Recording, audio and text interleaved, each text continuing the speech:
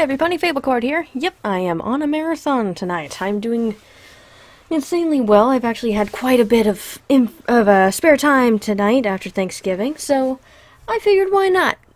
While I have the time, since tomorrow's going to be pretty crazy for me. But as you can see at the bottom of my little video here, that I'm going to be talking to you about friendship games and my thoughts on it. Alright, so remember how I said that I liked Rainbow Rocks far better than the first one? Okay, well, throw that out the window because honestly I enjoy friendship games far more, and for many reasons. The music is awesome. The songs are very catchy, they are very lively, energetic, and they have some serious meaning to them. I mean, while one or two may be a little askew here or there, and there are some issues, I'll go ahead and still talk about these things. But the animation, beautiful. The plot has its issues, but again, I'll get further into it. The villain, kind of lame, but at the same time, I'm liking the direction that they went with it. But anyway, so the whole premise is the idea that there is obviously the humane version of Twilight, and she is, much like how Twilight was at the beginning of the first season, very obsessed with learning about magic and learning about just everything she can. And being at Crystal Prep, she honestly feels like she has a lot more that she could do elsewhere, because she feels like she's learned all she could at the school, and so she wants to do as much as she can. So once things start happening over at Canterlot High, she does her little own investigation and things go awry. Now, it kind of switches back and forth between following Twilight and following Sunset. And the nice thing is you get to really see Sunset Shimmer take the role that Twilight had in the first two movies and have that put on her shoulders as a sort of pressure. And at the same time, you feel kind of bad for her because she is seriously under pressure, and you feel really, really bad that she is put under such stress. But she grows stronger with it, and she becomes wiser with it. So that is an amazing way of character development. Now, what is not an amazing way of character development is kind of lying in the credits, like the beginning credits of the movie. There's kind of an anticlimactic intro to the whole thing, to where the beginning opening is basically Twilight talking to. Well, I'm sorry, it's the intro is kind of weird because during the beginning song, you're shown the main six, and then there are apparently foils to the main six from Crystal Prep High. And so when you see these foils, the way that they're, kind of advertised in the opening is that they'll be the opponents of specific members of the main six. That's not exactly the case because honestly, barely half of them have any sort of dialogue, and most of it's not even directed at the main six. So, like how I was kind of assuming that, Sour Sweet would be kind of like an opposite of like Fluttershy or something, or Sugarcoat would, kind of be like, Applejack's thing, which was really bizarre because sometimes the lineups just did not match up at all. These characters barely had any sort of development. I mean, Sugarcoat is very different in the fact that she was blatantly obvious, but at the same time, obviously that's kind of brutal honesty, but she actually kind of switched sides very, very easily. But, I think that's just bad writing on the part, but that's okay. But some of these characters just, you barely heard or saw them very much, and they didn't really have any characteristics or, personalities at all. They were barely given any screen time at all in order to focus more on the Twilight Sunset, rivalry, quote-unquote. But the music is very well done. We start out with the kind of theme of the movie, on the way to the friendship games, and then we have a Princess Disney moment more song from Twilight, which I found was kind of funny because it's very weird to have a type of Disney princess type song in a My Little Pony, but at the same time we kind of already did that with Play Your Part. I believe that was at the end of season 4. So I'm a little surprised that they went ahead and did that, but at the same time, it was beautiful. The voice, her voice is fantastic. I love her singing voice. It's amazing, and the octaves that she can hit. It's very impressive. And while the scenery, like what they had her doing, like traveling through the school and everything, while it was kind of cool to get a layout of the school, you never see it again, so it doesn't really matter. So I guess it's just like, enjoy it while you can, people. This is all you'll be seeing of Crystal Prep. Bye! Because after that, they leave. So you never really see Crystal Prep again. Especially given the ending. But, yeah, and then we move on, and then we have the rivalry song in the first competition of the Friendship Games. And then after that, we don't really have any songs until, like, the last competition, and at which the villain song, some people don't like it because it's very boring and rather very cliche villain songs, but at the same time, it's very haunting, and I actually enjoy it a lot more than I probably should, but specifically for the reason, the idea that it's a song that is so unlike any other one that I've heard from My Little Pony, especially because the idea, it's all about peer pressure. Because she's blackmailing Twilight the entire time, and the students are jumping on board with it. Which, talk about abusing your principal-like power. I mean, that's just, it's insane that that's the route that they went with for the last song, basically, of, Friendship Games, which is interesting. What a way to go for the music. I mean, we have nothing but competition songs the entire time. I mean, all except for, I Know There's More, or, some other, I don't remember what the actual title of that song was. Other than that, the rest of them were all rather passive-aggressive songs, other than, Unleash the Magic, which I'll explain more about that later. But it just, it was so amazing. I actually really like how it builded up, and it just made it so much more intense and so much more suspenseful as time went on. It really climaxed really well, and it made the transformation moment really cool, because you knew that they were building up to something really impressive when, the wind started picking up and everything got a little darker, and things were getting a little bit more bombastic at the end. It was really cool. But going back, I love how Twilight unintentionally, ditched Flash, twice, if not 3 times. And one of the times, Derpy actually, comforted him with, a pat to the shoulder when he had his face in his hands. And he looked at her like, I hate you. It was amazing. It was great to see Flash ditched, twice. Some sort of poetic justice, I think, in a way.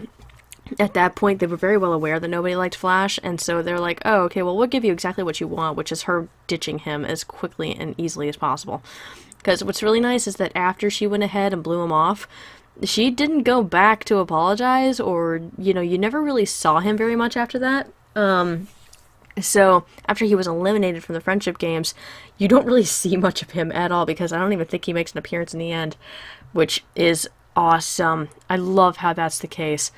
But at the same time, I haven't really watched the ending of it very often. I mean, I mostly just watch it for the ending song, and then I just kind of stop. Because I've already seen the climax, and, that's all that really matters to me. I just want to see how it closes. But what was interesting was how they slowly but surely... Well, first, they went ahead and they gave Sunset Shimmer the responsibility of trying to figure out the magic in this world, because when the main 6 play music... They, as they said 14 freaking times in the movie, they quote-unquote pony up, which is getting their ears, tails, wings, things like that. So, doing specific things at which it is revealed at the end, and, you know what, if you're watching this video, then, you should be prepared for spoilers anyway. It happens whenever they're using a true part of themselves, like generosity, loyalty, honesty, laughter, kindness, things like that. So, when they're using those aspects of themselves, they pony up. But I find it really kind of funny how, for one, it takes Sunset that freaking long to figure it out. But I find it kind of cool how they gave Sunset the responsibility of figuring out why they do such things and keeping it under control. And at the same time, she doesn't know how, and so slowly but surely she starts getting more and more stressed about the responsibility, and soon she just absolutely crumbles, and she just blames herself for being a failure. And you gotta know that a lot of people feel that way when they can't accomplish something that was given to them. And I completely sympathize. I absolutely despise it when that happens because I feel like it's my responsibility to do it, and yet I can't handle it. That just, it freaks me out. So I'm happy they went with that route because that is the most clever way of showing the progression of not just peer pressure, but also pressure you put on yourself. And it may be unintentional that you do that, but deep down you know that you're doing it. But a part of you is wondering whether or not it's a good thing that you're pressuring yourself because it'll drive you to do more. At which she tried doing that, and all it did was make her snap at Twilight and had her run away. But, you know, either way. But right at the end there, when Twilight is getting pressured after collecting all the magic from her medallion, when she collects all the magic from the other main six, it starts going a little haywire and opening up rifts in the dimensions and stuff like that. And one time Spike goes jumping through a bunch of dimension holes right around Fluttershy, and he ends up getting caught in the crossfire of her magic between Fluttershy and the medallion, that he ends up being able to get the ability to talk, which is kind of cool. But at the same time, I think that's just another way they had to get Casey Westlock in order to voice Spike again, since there was a surprising lack of Spike in this movie. But anyway, or is it Kathy Westlock? I'm sorry, my bad. But anyway, which I found was kind of a nice creative way for them to go with it, and I kind of am sad that there was only like one small creature that really made an appearance in this from Equestria. I was really hoping for like maybe Timberwolves or something, but we did get some vines from the Everfree Forest, and that was kind of cool. I mean, that interrupted the second competition, but we didn't really see anything. Like, I would have loved if, like, maybe a dragon poked its head in, or, you know, if, like, what, you know, and I don't remember who it was that had the idea, but if, you know, maybe some pony were to look at the rift in the dimension, and they'd also look over and see the humane version of themselves, which would have been awesome. You know, if they would have seen the human version of them, they would just be looking at each other, like, freaking out. But it is kind of funny, though, at the end, is that once Sunset Shimmer literally turns into a Phoenix Princess, which I think is kind of interesting, and after Twilight goes all dark demon princess thing, once she's consumed by the magic, and they kind of had their little bout, and they've transformed back to normal, when Principal Cinch is being blackmailed basically by Celestia, Luna, Cadence, and even her own students like Sugarcoat, were all verbally bashing her because she was still on the whole, we still need to win the friendship games and whatnot. It's like, did you just realize what you almost did? You just did student endangerment. Are you well aware of the idea that actually, if you went to the school board, you'd be the one getting fired? What the hell? I mean, all for the sake of your reputation? I don't think that's worth it. But in any event, that's just kind of my own thing. I found that kind of funny because she was still hung up on just saving her reputation as far as a part of the school board and making sure that her students, you know, had a very well reputation amongst all other schools, I guess. I mean, all we really know about is Crystal Prep and Canterlot High, and that's about it. But I also do like how they had Trenderhoof and Fancy Pants, or I don't even remember his name. I don't know. I think I saw Neon Lights over at Crystal Prep. They had Fleur de Lis. God, what other ones? They had a bunch of other cameos, but I cannot think of them right now. Kind of like how they have Normal Norman and Trixie and all the other ones, all, you know, kind of over at Canterlot High. But I do like the little cameos, though. I'm a little surprised, though, that Neon Lights wasn't more for Canterlot High instead of Crystal Prep, but, you know, I guess that's just me. For a moment, you actually see his eyes during the gymnasium party scene, which was kind of funny, but that's just me. Anyway, so yes, major upgrade from the first movie, a little bit of an upgrade from the second one. So if I had to pick favorites, it'd be 3, 2, 1. So I'm wondering how they're gonna go with the fourth movie, because you gotta know that they're gonna make another one. Like, obviously at the very end credit scene, they had the actual Pony Twilight come in through the portal and basically see herself.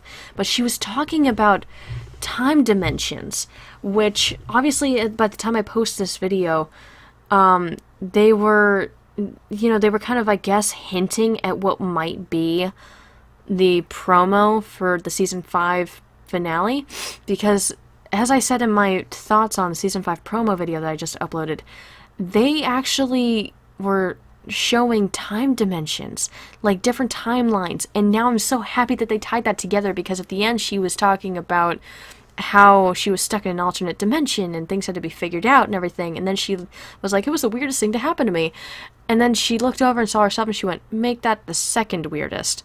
So clearly something that happened in the finale, which you would have thought that she would have, like, they would have saved the friendship games until after the end of season 5 because they were making that reference. I would have thought that they would have saved it, but maybe they ran into a scheduling issue and they had to let it out. I don't know. But in any event, I'm glad that they finally tied that in, because I've been wondering about that, like that little throwaway line that she had, and I've been wondering what it would be like for Twilight to meet the human Twilight. So hopefully the universe doesn't explode or something.